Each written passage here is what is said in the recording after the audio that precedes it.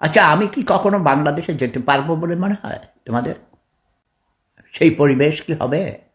আমার বড় বউ ২টা ৩টা পর্যন্ত জেগে থাকে। অস্ট্রেলিয়ার প্রবাসী শিফাতুল্লাহ শিফুদার দেশে ফেরার আকুতি সংবলিত ভিডিওটি সামাজিক যোগাযোগ মাধ্যমে ব্যাপক আলোচনার জন্ম দিয়েছে। ভিডিওতে তার আবেগঘন কণ্ঠ এবং অনিশ্চয়তার প্রশ্ন মূলত তার দীর্ঘ প্রবাস জীবন এবং বাংলাদেশে তার বিরুদ্ধে থাকা আইনি জটিলতাকেই সামনে নিয়ে এসেছে।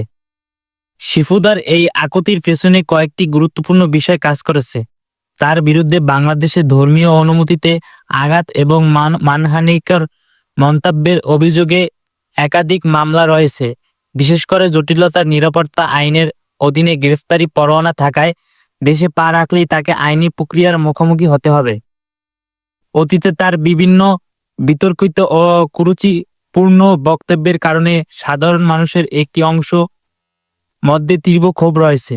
ফলে দেশে ফিরে তিনি ব্যক্তিগত নিরাপত্তার ঝুঁকিতে পড়তে পারেন বলে অনেকেই মনে করেন।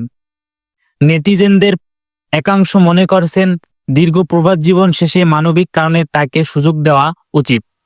অন্যদিকে বড় এক পক্ষ দাবি করেছে যে তাকে অবশ্যই আইনি বিচারের আওতায় আনতে হবে। পরিশেষে শিফাতুল্লাহ বাংলাদেশ ফেরা কেবল আবেগের বিষয় নয়, বরং এটি সম্পূর্ণ আইনি প্রক্রিয়ার উপর নির্ভরশীল। যথাযথ কর্তৃপক্ষের অনুমতি এবং আদালতের মাধ্যমে মামলার নিষ্পত্তি ছাড়া তার ফেরার পথ বেশ কণ্ঠকাকীর্ণ। News war 24, Rabiul Hossain. আচ্ছা, আমি কি কখনো বাংলাদেশে যেতে পারবো বলে মনে হয় তোমাদের? সেই পরিবেশ কি হবে? আমার বড় বউ ২টা ৩টা পর্যন্ত জেগে থাকে, বুঝেন না? একা একা থাকে, ঘুম আসে না, স্বামীর চিন্তায় ঘুম আসে না।